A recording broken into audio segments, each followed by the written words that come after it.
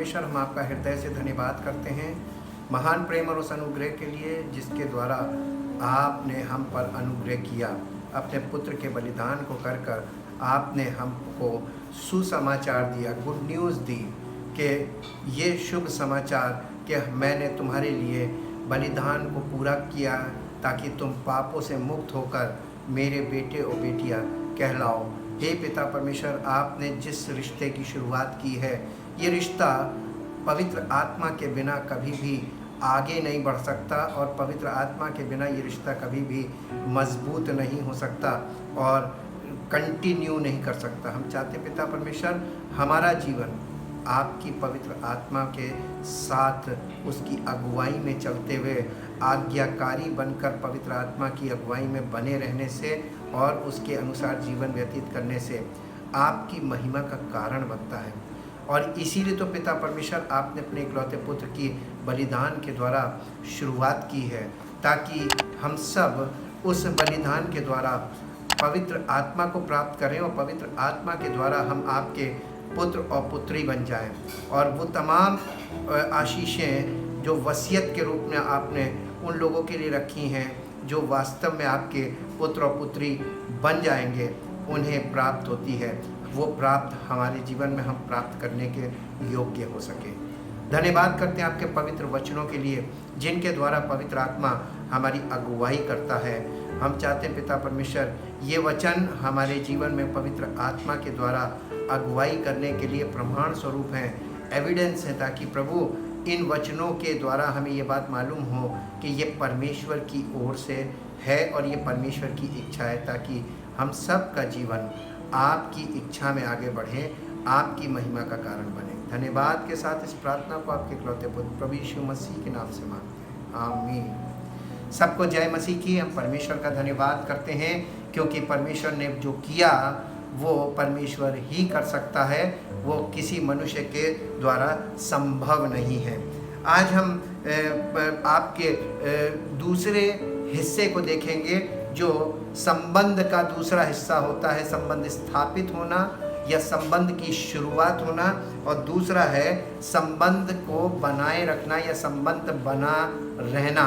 और संबंधों में विश्वास योग्यता, प्रेम और इन सब बातों का होना अनिवार्य है। पीस विथ गॉड यानी परमेश्वर के साथ हमारा मेल रखना या मेल होना, ये बहुत आवश्यक है और ये संबंध स्थापित होने के बाद का कार्य है।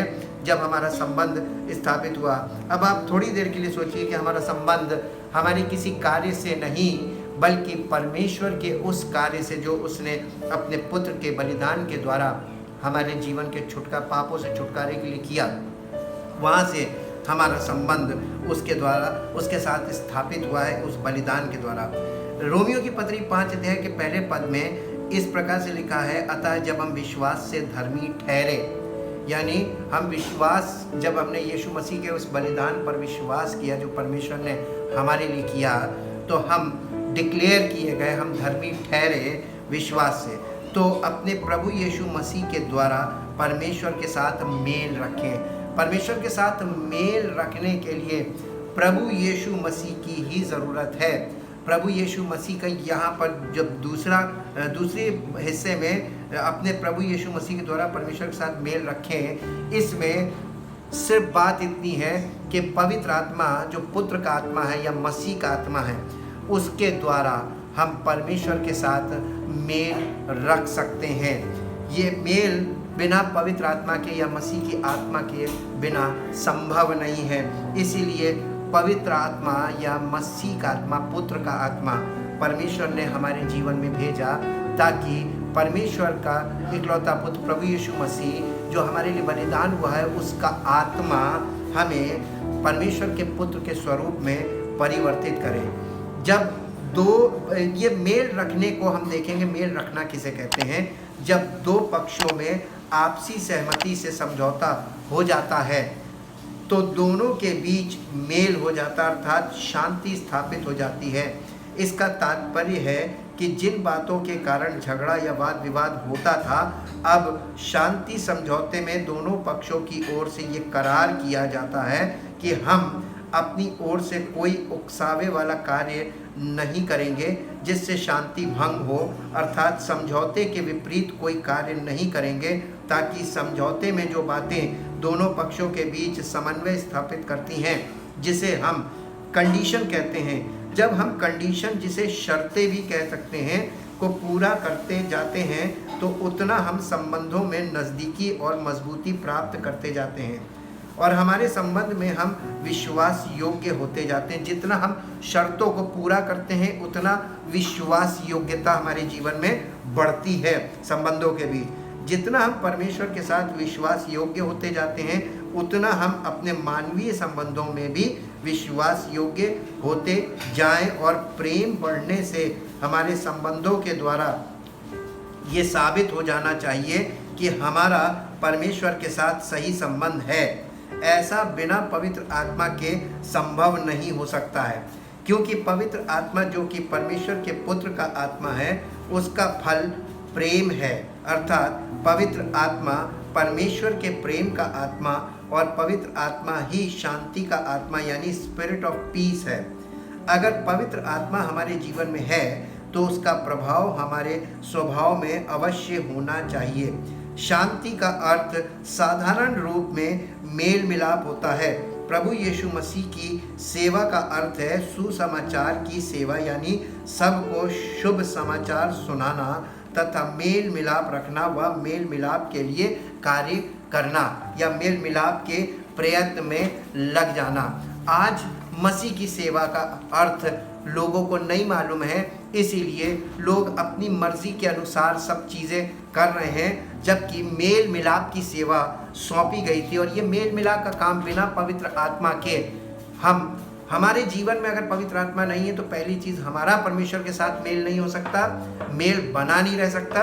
और अगर पवित्र आत्मा नहीं है तो हमारे बाकी मानवीय संबंधों में भी मेल मिलाप हो तो जाएगा लेकिन मेल मिलाप बना नहीं रह पाएगा।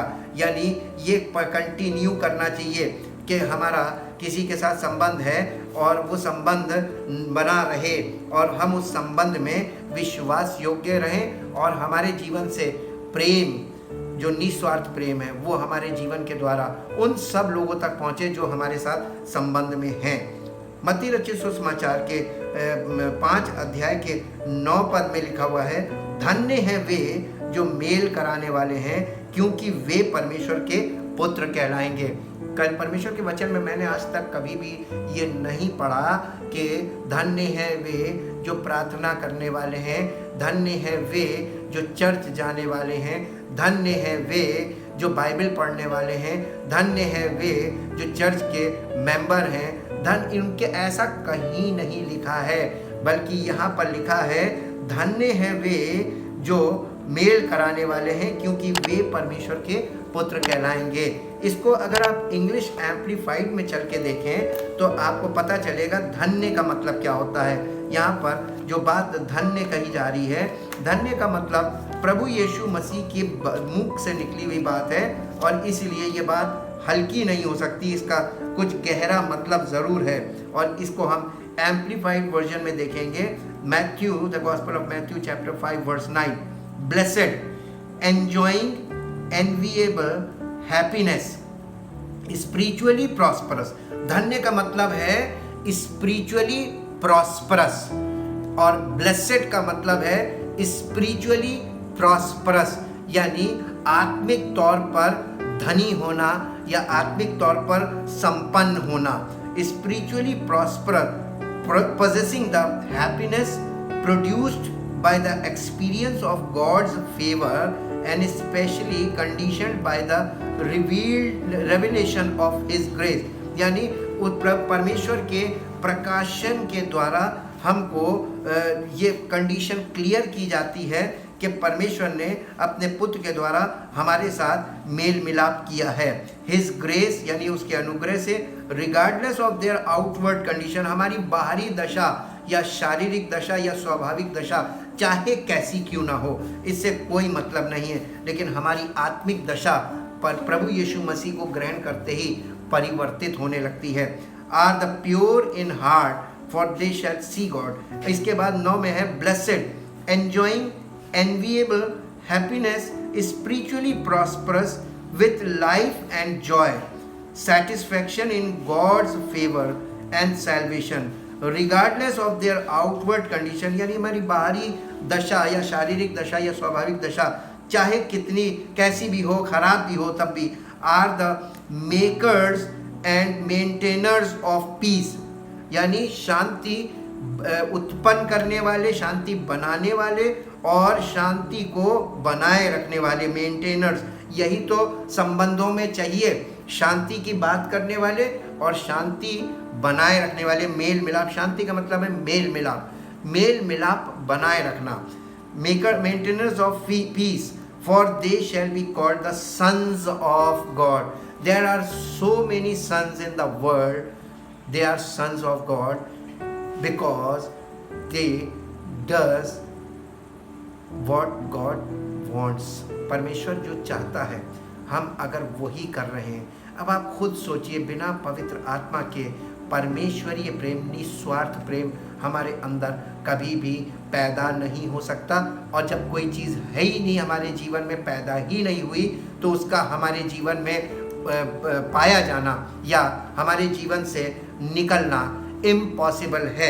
इसीलिए जब पवित्र आत्मा हमारे जीवन में आता है, परमेश्वर जब पवित्र आत्मा को भेजता है, उसके बाद ही हमारे जीवन से वो चीज़ें आउटपुट होती हैं या निकलती हैं जो यहाँ पर बोली गई हैं या मांगी गई हैं, या जिस कंडीशन को परमेश्वर ने नए वाचा के अंतर्गत हमारे सामने रखा है। सीधी सी बात यह है कि नई वाचा में परमेश्वर ने शुरुआत की है और परमेश्वर ही उस वाचा में अगर हमारी सहायता ना करे, अर्थात पवित्र आत्मा का वरदान ना दे, तो हम इस वाचा में एक कदम आगे नहीं जा सकते और कभी भी हम इस वाचा को के द्वारा सिद्ध नहीं हो सकते।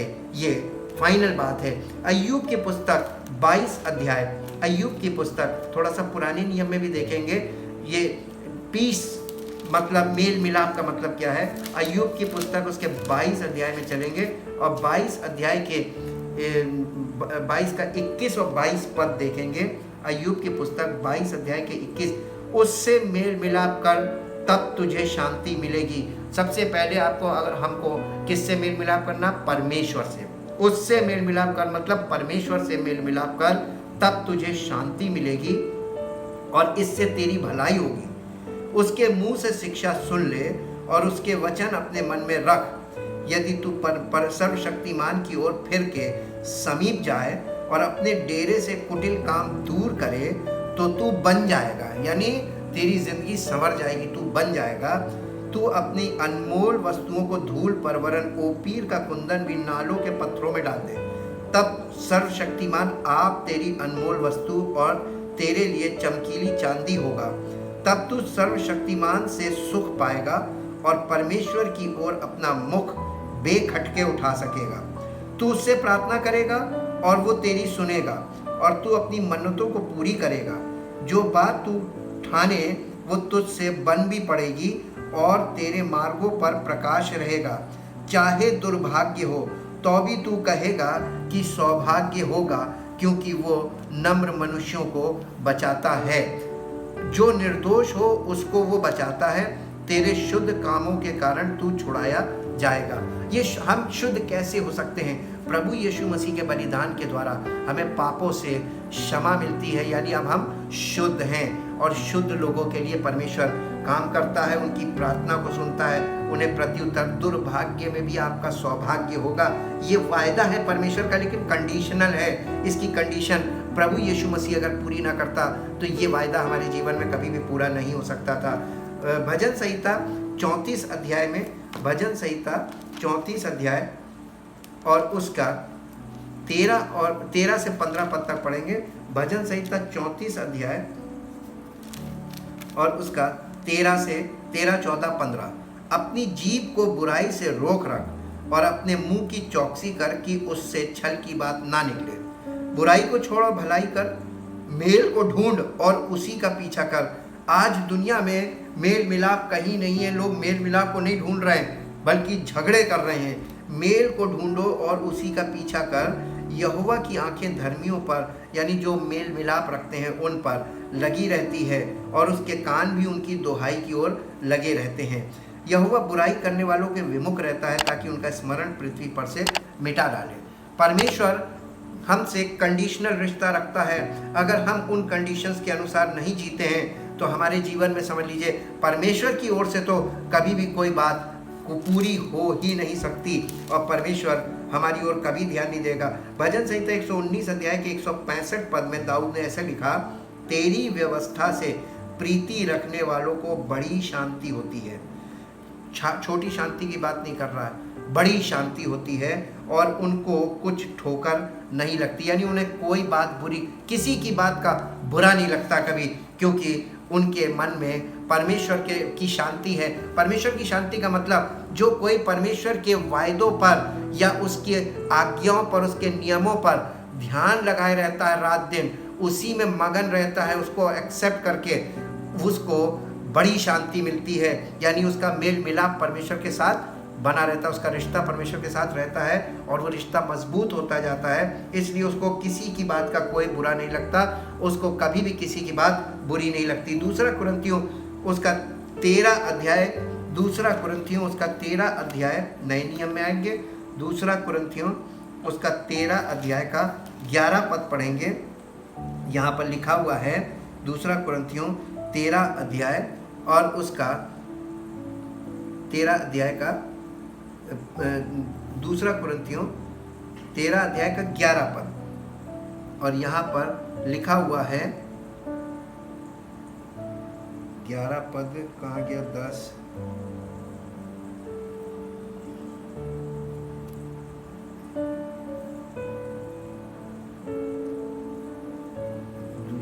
अतः हे भाइयों आनंदित रहो। अतः ये कलीसिया को चिट्ठी लिखी जा रही है और चिट्ठी का अंतिम पार्ट है ये निर्देश या अभिवादन कहते हैं जिनको। अतः हे भाइयों आनंदित रहो, सिद्ध बनते जाओ, सिद्ध हो जाओ नहीं लिखा, सिद्ध बनते जाओ। कैसे? ढाढ़स रखो, एक ही मन रखो, मेल से रहो, यानी आपस में शांति बनाए रखो या मेल मिलाप बनाए रखो, मेल से रहो और प्रेम और शांति का दाता परमेश्वर तुम्हारे साथ होगा। कब होगा? हम कहते हैं परमेश्वर हमारे साथ है, नहीं है। परमेश्वर अगर हमारे साथ होता और हमारा उसके साथ सही संबंध होता तो पहली चीज हमारे जीवन में शांति होती, आनंद होता, प्रेम होता, धीरज होता। आज किसी के जीवन में ये चीज़ें दिखाई नहीं देती और सब ये कहते हैं कि परमेश्वर हमारे साथ है। कैसे? ये साबित होना है, पवित्र आत्मा प्रेम का आत्मा है, धीरज का आत्मा है, शांति का आत्मा है और जब तक वो नहीं है तो हम मेल मिलाप से नहीं रह सकते। और प्रेम और शांति का दाता परमेश्वर तुम्हारे साथ होगा, वो कंडीशनली हमारे साथ होगा। और अगर ये कंडीशन बिना पवित्र आत्मा के नहीं पूरी हो सकती तो अब आप ये सोच लीजिए कि बिना पवित्र आत्मा के हम सिद्ध नहीं हो सकते, इम्पॉसिबल है। अब कोई अपने मन को धोखा देता है तो उसके लिए कुछ नहीं किया जा सकता। फिलिपियों की पत्री 4 अध्याय उसका 6 और 7 पद, फिलिपियों की पत्री 4 अध्याय उसका 6 और 7 पद यहाँ पर इस प्रकार से लिखा है, 6 और 7 पद यहाँ पर, किसी भी बात की चिंता मत करो परंतु, और आज लोग सब बातों में चिंता करते हैं, हर बात की चिंता करते हैं। किसी भी बात की चिंता मत करो परंतु हर एक बात में तुम्हारे निवेदन, प्रार्थना और विनती के द्वारा धन्यवाद के साथ परमेश्वर के सम्मुख उपस्थित किए जाएं। तब परमेश्वर की शांति जो सारी समझ से परे है तुम्हारे हृदय और तुम्हारे विचारों को मसीह यीशु में सुरक्षित रखेगी। हमारे हृदय और हमारे विचार, यानी विचार कहाँ होते हैं? हमारे माइंड में, और हृदय, हमारे हृदय को और हमारे विचार को, यानी हमारे हृदय और हमारे माइंड को, हमारी बुद्धि को पर प्रभु यीशु मसीह में सुरक्षित रखेगी परमेश्वर की शांति। और अगर वो शांति हमारे जीवन में नहीं है तो आप देख लीजिए लोग कैसे डिसऑर्डर्ड लाइफ जी रहे हैं और इतना ज़्यादा डिसऑर्डर के बाद कहते हैं परमेश्वर हमारे साथ है। ये कैसे संभव है कि परमेश्वर हमारे साथ हो और हम परमेश्वर के साथ हों और हमारे जीवन में इतनी उथल पुथल हो, हमारे जीवन में इतनी गलत चीज़ें पाई जाएं, हमारे जीवन से लोगों को ठोकर लगने लगे, हमारे जीवन से परमेश्वर का नाम महिमा नहीं पाए, हमारे जीवन से वो सब कुछ हो रहा है जो सब लोग कर रहे हैं, तो हम परमेश्वर के साथ कहाँ संबंध में हैं? क्योंकि परमेश्वर के साथ हमारा संबंध होगा तो परमेश्वर जो चाहेगा केवल हम वही करेंगे, और परमेश्वर जो चाहता है वो पवित्र आत्मा के द्वारा ही हमारे जीवन में पूरा हो सकता है, उसी के द्वारा संभव है। इसलिए परमेश्वर हमसे शारीरिक तौर पर कुछ नहीं चाहता, और पवित्र आत्मा सहायक हमें इसलिए भेजा है क्योंकि पवित्र आत्मा परमेश्वर की आत्मा की बातों को हमारे जीवन में पूरा करने के लिए आता है, हमारी सहायता करने के लिए आता है आत्मिक जीवन में। रोमियो की पत्री उसके 15 अध्याय के 13 पद को देखेंगे। रोमियो की पत्री उसका 15 अध्याय और उसके 13 पद को देखेंगे, और यहाँ पर लिखा हुआ है 13 पद में, परमेश्वर जो आशा का दाता है तुम्हें विश्वास करने में सब प्रकार के आनंद और शांति से परिपूर्ण करे कि पवित्र आत्मा की सामर्थ्य से तुम्हारी आशा बढ़ती जाए। देखिए, पवित्र आत्मा आया ना, बिना पवित्र आत्मा के हमारे जीवन में आशा बढ़ेगी नहीं। हम आशा तो करते हैं लेकिन हमारी आशा कभी पूरी नहीं होती है, क्योंकि हम परमेश्वर की इच्छा को पूरा नहीं कर सकते बिना पवित्र आत्मा के। इसी के साथ साथ कुलस्सियों की पत्री उसका 3 अध्याय का 15 पद पढ़ेंगे, और यहाँ पर लिखा है, मसीह की शांति जिसके लिए तुम एक देह होकर बुलाए भी गए हो तुम्हारे हृदय में राज्य करे। मसीह की शांति हमारे हृदय में राज्य करे। अब आप खुद सोचिए, पवित्र आत्मा शांति का आत्मा है, प्रेम का आत्मा है, तो शांति का भी आत्मा है, और बिना पवित्र आत्मा के हमारे हृदय में मसीह की शांति कैसे राज्य कर सकती है। और तुम धन्यवादी बने रहो, मसीह के वचन को अपने हृदय में अधिकाई से बसने दो, और सिद्ध ज्ञान सहित एक दूसरे को सिखाओ और चिताओ, और अपने अपने मन में अनुग्रह के साथ परमेश्वर के लिए भजन और स्तुति गान और आत्मिक गीत गाओ। और वचन में या काम में जो कुछ भी करो सब प्रभु यीशु मसीह के नाम से करो, और उसके द्वारा परमेश्वर पिता का धन्यवाद करो। देखिए कैसे बताया गया है, और आज लोग क्या कर रहे हैं, और परमेश्वर के वचन के विपरीत हम चाह रहे हैं। बिना पवित्र आत्मा के हम वो काम करने का प्रयास कर रहे हैं जिसे हम कभी भी करने में सफल नहीं हो सकते, क्योंकि बिना पवित्र आत्मा के हम शारीरिक तौर पर इन कामों को नहीं कर सकते, और अगर कोई करने का प्रयास भी करेगा तो परमेश्वर एक्सेप्ट नहीं करेगा। मैं आपको आत्मा के फल यानी पवित्र आत्मा का प्रभाव या उसका आउटपुट क्या है वो आपको बताना चाहता हूँ। उसी को फ्रूट बोलते हैं। गलातियों की पत्री 5 अध्याय के 22 पद में लिखा, पर आत्मा का फल प्रेम, आनंद, यानी वो प्रेम, मसीही प्रेम जो निस्वार्थ प्रेम है, वो है पवित्र आत्मा प्रेम का आत्मा है, पवित्र आत्मा आनंद का आत्मा है, पवित्र आत्मा शांति का आत्मा है, पवित्र आत्मा धीरज का आत्मा है, कृपा का आत्मा है, भलाई का आत्मा है, विश्वास का आत्मा है, नम्रता का आत्मा और संयम का आत्मा है। ये सब चीज़ें पवित्र आत्मा के द्वारा हमारे जीवन में प्रकट होनी चाहिए, अगर पवित्र आत्मा है तो। और अगर नहीं होगा तो ये बातें हमारे जीवन में कभी भी प्रकट नहीं होंगी, और हम शारीरिक प्रयास में लगे रहेंगे। भजन संहिता के 29 अध्याय के 11 पद में दाऊद ने इस प्रकार से लिखा। भजन संहिता 29 अध्याय का 11 पद, और यहाँ पर लिखा हुआ है 29 अध्याय के 11 पद में, यहोवा अपनी प्रजा को बल देगा, यहोवा अपनी प्रजा को शांति की आशीष देगा। ये आशीष शांति पर कौन देता? परमेश्वर, लेकिन अपनी आत्मा के द्वारा। शांति का आत्मा, पवित्र आत्मा जो उसने दिया, हमें सारे वरदान पवित्र आत्मा के द्वारा मिल चुके हैं, लेकिन वो वरदान हमारे जीवन में प्रकट नहीं हुए, क्योंकि हम पवित्र आत्मा के अनुसार जब तक चलेंगे नहीं और उस पूर्णता तक, उस सिद्धता तक नहीं पहुंचेंगे, तब तक वो प्रकटीकरण हमारे जीवन से नहीं होगा। और दूसरा थिस्सलुनीकियों 3 अध्याय के 16 पद में लिखा हुआ है, दूसरा थिस्सलुनीकियों 3 अध्याय और उसके 16 पद में इस प्रकार से लिखा हुआ है। 3 अध्याय के 16 पद में, दूसरा थिस्सलुनीकियों 3 अध्याय और उसका 16 पद, यहाँ पर लिखा, अब प्रभु जो शांति का सोता है, He is the source of peace. Jesus is the source of peace. Jesus is the King of peace. उसे शांति का राजा भी आप कह सकते हैं, शांति का राजकुमार भी कह सकते हैं और शांति का प्रभु भी कह सकते हैं। वही सोर्स है। अब प्रभु यानी यीशु मसीह जो शांति का सोता है, उसी का मसीह का आत्मा शांति का आत्मा है। वो स्रोत पवित्र आत्मा के द्वारा हमारे हृदय में भेजा जाता है।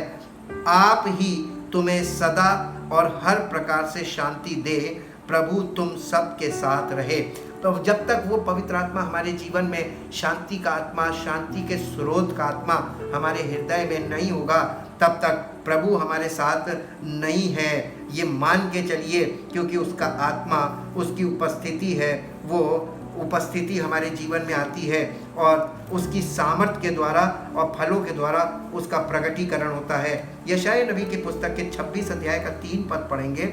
यशायाह नबी की पुस्तक 26 अध्याय और उसका 3 पद पढ़ेंगे। यहाँ पर इस प्रकार से लिखा हुआ है, 26 अध्याय और उसका 3 पद, जिसका मन तुझ में धीरज धरे हुए है, उसकी तू पूर्ण शांति के साथ रक्षा करता है, क्योंकि वो तुझ पर भरोसा रखता है। यहोवा पर सदा भरोसा रख, क्योंकि प्रभु यहोवा सनातन चट्टान है। वो सनातन चट्टान यानी वो कभी हिलने की नहीं, वो फाउंडेशन है। रोमियो की पत्री 12 अध्याय का 18 पद यहाँ पर इस प्रकार से लिखा है। रोमियो की पत्री 12 अध्याय का 18 पद यहाँ पर हम पढ़ेंगे। इन वचनों के द्वारा आपको ये पता चल जाए कि परमेश्वर के वचन के द्वारा उसका आत्मा हमसे बात करता है। ये वचन हम इसलिए पढ़ते हैं ताकि परमेश्वर का आत्मा आपके हृदय से बात करे। 12 अध्याय का 18 पद यहाँ पर इस प्रकार से लिखा हुआ है, जहाँ तक हो सके तुम भरसक सब मनुष्यों के साथ मेल मिलाप रखो। यहाँ पर लिखा हुआ है, क्योंकि इसके 17 पद में लिखा है, बुराई के बदले किसी से बुराई ना करो, जो बातें सब लोगों के निकट भली हैं उनकी चिंता किया करो। इससे ऊपर 16 पद में लिखा, आपस में एक सा मन रखो, अभिमानी ना हो परंतु दीनों के साथ संगति रखो, अपनी दृष्टि में बुद्धिमान ना हो। और ये सब बातें हमें आपस के मेल मिलाप और संबंध के लिए बताई गई हैं। इसलिए अब एक लास्ट में वर्ष पढ़ेंगे, इब्रानियों की पत्री 12 अध्याय का 14 पद, इब्रानियों की पत्री 12 अध्याय का 14 पद। और यहाँ पर हम इसको पढ़ेंगे, हम इन बातों को पढ़ें और देखें कि परमेश्वर का पवित्र आत्मा आपके हृदय से बात करे कि आपसे परमेश्वर क्या चाहता है। अब नए वाचा के अंतर्गत वो हमारे सामने क्या बातें रख रहा है। सबसे, इब्रानियों की पत्री 12 अध्याय के 14 पद में लिखा, सबसे मेल मिलाप रखो और उस पवित्रता के खोजी हो जिसके बिना कोई प्रभु को कदापि ना देखेगा। ध्यान से देखते रहो, ऐसा ना हो कि कोई परमेश्वर के अनुग्रह से वंचित रह जाए या कोई कड़वी जड़ फूटकर कष्ट दे और उसके द्वारा बहुत से लोग अशुद्ध हो जाएं। हमें अपने जीवन पर और अपने संबंधों पर ध्यान ये रखना है कि जैसे हमारा परमेश्वर के साथ मेल मिलाप हुआ है, वैसे ही हम आपस में सबके साथ मेल मिलाप रखें, सबके साथ भलाई की सोच विचार रखें, सबके साथ शांति बनाए रखें, क्योंकि सब बातों का निर्णय करने वाला और सब बातों का न्याय करने वाला तो परमेश्वर है। अपनी सब बातें जिनमें आपको किसी से कोई कष्ट भी होता है, किसी पर कोई दोष देने का कारण भी हो, तो भी उन्हें क्षमा करो, ताकि प्रभु की आशीषें रुकने ना पाए, उसकी सामर्थ्य हमें लगातार प्राप्त हो, हमारा जीवन उसकी महिमा में आगे बढ़ता जाए। आइए हम अपने जीवन को और ख़ास तौर से अपने हृदय को, अपने भीतरी मनुष्यत्व को परमेश्वर को बलिदान करते हैं। हे परमपिता परमेश्वर, हम आपके समीप आते हैं अपने हृदय को लेकर, अपने प्राणों को लेकर, और चाहते प्रभु आपने अपने अकलौते पुत्र प्रभु यीशु मसीह के प्राणों का बलिदान दिया है ताकि हमारे प्राणों को बचाएं।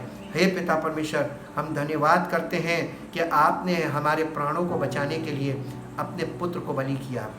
ये बहुत ऐसी बात है प्रभु जो असंभव है, लोग विश्वास नहीं कर पाते हैं कि कैसे ये संभव है, लेकिन वास्तव में आपने ऐसा किया है और ये बात वास्तविक है। ये कार्य जो आपने किया ये वास्तविक है।